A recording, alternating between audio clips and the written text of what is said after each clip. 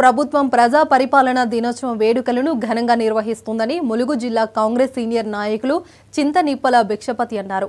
ప్రజలకు ఇచ్చిన ప్రతి హామీని నెరవేర్చడం కోసమే తెలంగాణ సీఎం మంత్రి సీతక్క కృషి చేస్తున్నారని తెలిపారు. మేనిఫెస్టో ప్రకారం 6 గ్యారెంటీలను అమలు చేసిన ఘనత కాంగ్రెస్ ప్రభుత్వానిదేనని అంటున్న భిక్షపతితో మా ప్రతినిధి Sampath face to face. Telangana రాష్ట్రంలో కాంగ్రెస్ ప్రభుత్వం ఏర్పడి నేటికి సరిగ్గా సంవత్సరం దగ్గర పడింది. ఈ సంవత్సరంలో కాంగ్రెస్ ప్రభుత్వం 6 గ్యారంటీలు అమలుపరచడం జరిగింది.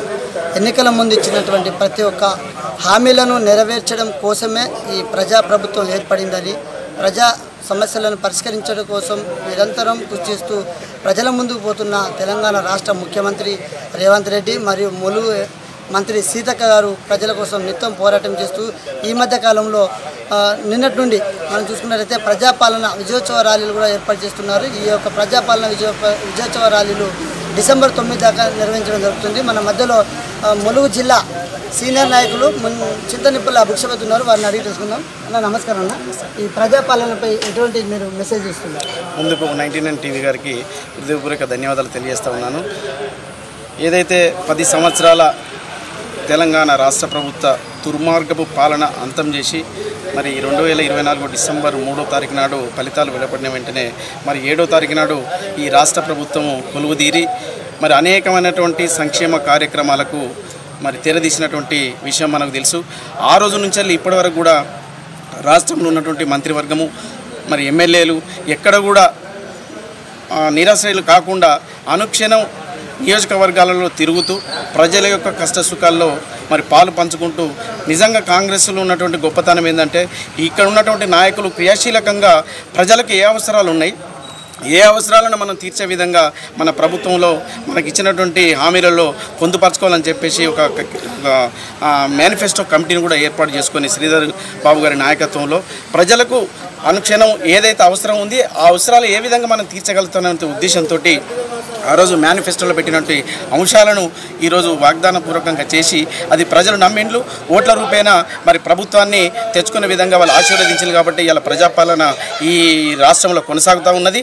అదేవిధంగా ఈ ప్రజాపాలన ఏర్పడి సంవత్సరమైనటువంటి సందర్భంలో మరి అనేక సంక్షేమ కార్యక్రమాలను ఏ విధంగా ప్రజలకు అందిస్తున్నటువంటి విషయాన్ని కూడా ప్రజలు గమనిస్తూ ఉన్నారు. ఆ విషయాలు మరి ఓర్చుకోలేక ఇవాళ ఈ తెలంగాణ రాష్ట్ర సమితికి బీఆర్ఎస్ పార్టీకి సంబంధించినటువంటి నంగనాచి నాయకులు కొంతమంది కావాలని బురదల్లే కార్యక్రమాలు పెట్టుకొని వాళ్ళు రకరకాల సందర్శనల పేరుతోటి ఇవాళ గ్రామాలు నియోజకవర్గాలను సందర్శిస్తూ మరి లేనిపోని మాటలు చెప్పి దాని ద్వారా రాజకీయ లబ్ధి పొందాలి, మళ్ళీ వచ్చేటువంటి స్థానిక సంస్థల్లో మా ఉనికిని కాపాడుకోవాలనేటువంటి ఒక ఉద్దేశంతో ఇది చేస్తున్నారు తప్ప వాళ్లకు ప్రజల మీద నిజంగానే చిత్తశుద్ధి ఉంటే ఈ 10 సంవత్సరాలు మీ పరిపాలనలో మీరు ఇచ్చిన హామీలు ఎంతవరకు నెరవేర్చిండ్రు మీరు ఒక్కసారి ఆత్మవిమర్శ చేసుకోవాల్సిన అవసరం ఉన్నది. అది ఆత్మవిమర్శ చేసుకోకుండా ఇవాళ ప్రతిపక్ష పాత్ర నిజమైనటువంటి ప్రతిపక్ష పాత్ర పోషించకుండా మీరు ఫామ్ హౌజులకే పరిమితమయ్యి చిల్లరముల మోటా నాయకులతోటి రాష్ట్ర నాయకత్వం కొంతమంది విలేజ్లలో నియోజకవర్గంలో తిరుగుతూ బురద జల్లే కార్యక్రమాలు చేస్తున్నారు. ఇది ప్రజలు నమ్మే పరిస్థితి లేదు.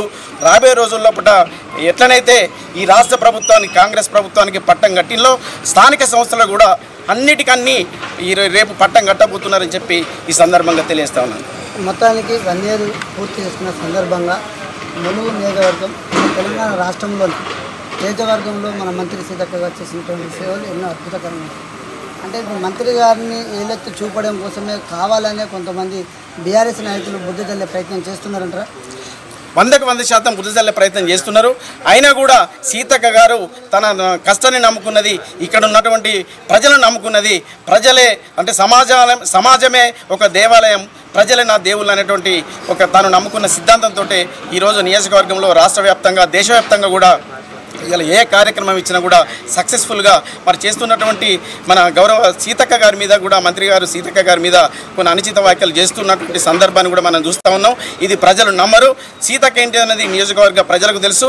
అనుక్షణం కంటికి రెప్పలా కాపాడుకుంటూ మరి ఎక్కడ ఉప్పెనలు వచ్చినా వరదలు వచ్చినా కరువు కాటకాలు ఏర్పడ్డా ఆ రోజు కర్ఫ్యూ టైంలో కానీ ఎక్కడ కూడా సీతక్క ప్రజలకు అందుబాటులో ఉండి నిత్యము ప్రజలకు ఏదైతే అవసరం ఉంటుందో అది అందిస్తూ తను ఉన్నా లేకున్నా కూడా తన పిలుపుతోటి కొన్ని వందల సంస్థలు కూడా వచ్చి ఈరోజు మరి ఆదుకున్నటువంటి సందర్భాన్ని కూడా మనం చూస్తూ ఉన్నాం. నిరుద్యోగులను కూడా మరి రకరకాల ఉన్నటువంటి సంస్థలు కూడా వచ్చి ఇక్కడ మరి మీటింగులు పెట్టుకొని వాళ్ళని మనం ఉపాధి అవకాశాలు కల్పించినటువంటి సందర్భాలు కూడా మనకు తెలుసు. ఏదేమైనా సీతక్కను ఈరోజు మాట్లాడితే ఆకాశానికి ఉమ్మెత్తే అది తన మీదనే పడుతుంది తప్ప సీతక్కకు ఒరిగేది ఏముండదని చెప్పేసి కూడా ఈ సందర్భంగా తెలియజేస్తాం. Okay right. మనం చెప్పుకున్నట్లయితే తెలంగాణ రాష్ట్రంలో కాంగ్రెస్ ప్రభుత్వం ఏర్పడి సంవత్సరమైన సందర్భంగా అనేక సంక్షేమ పథకాలు అభివృద్ధులు ముందుకు తీసుకొచ్చాయని చెప్పచ్చు. సీతక్క మీద అనుచిత వ్యాఖ్యలు చేసిన వారు ఆకాశం మీద ఊమేస్తే మన నెత్తిడి మీద పడ్డట్టు మీకు చేసుకున్న వ్యాఖ్యలు మీకే రివర్స్ వస్తాయని చెప్పని ఇక్కడ సీనియర్ నాయకులు తెలియపరిచారు. అంతేకాకుండా కాంగ్రెస్ ప్రభుత్వం హయాంలో ఇప్పటివరకు నిరుద్యోగులకు ములుగు జిల్లాలో 176 మందికి ఉద్యోగాలు కూడా రావడం జరిగింది. కాంగ్రెస్ ప్రభుత్వం ఏర్పడిన తర్వాత గత సంవత్సరం 10 సంవత్సరాలుగా తెలంగాణ ఉద్యమంలో మలిదేశ ఉద్యమంలో ఎన్నో పోరాటాలు చేసి తెలంగాణ వస్తే మన బతుకులు మారుతాయి, మనకు ఉద్యోగాలు వస్తాయని చెప్పి పోరాటం చేసినటువంటి విద్యార్థులు మేధావులు వారు అక్కడికే పరిమితం అయిపోయారు. కనీసం వారిని గుర్తించిన నాదులు లేకపోయారు. కాంగ్రెస్ ప్రభుత్వం ఏర్పడి పట్టుమని ఒక సంవత్సరం కాలేదు. ఇప్పటికే ఓన్లీ ఒక ములుగు నియోజకవర్గం ములుగు జిల్లాలోనే 176 మంది గ్రూప్ 2 అంటే గ్రూప్ 2 గ్రూప్ 3 డిఎస్ పోస్టుల ద్వారా 176 ఉద్యోగ అవకాశాలు పొందారు. అంటే ఇప్పటికే ఒక సంవత్సరంలోనే నిరుద్యోగులు అనేవారు లేకుండా ఉద్యోగస్తులు ఇచ్చుకుంటూ ముందుకు పోతుంది ఈ ప్రభుత్వం.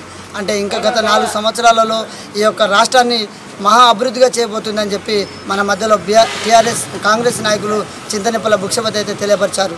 కెమెరామ్యాన్ నరేష్తో సంపత్, ములుగు 1919.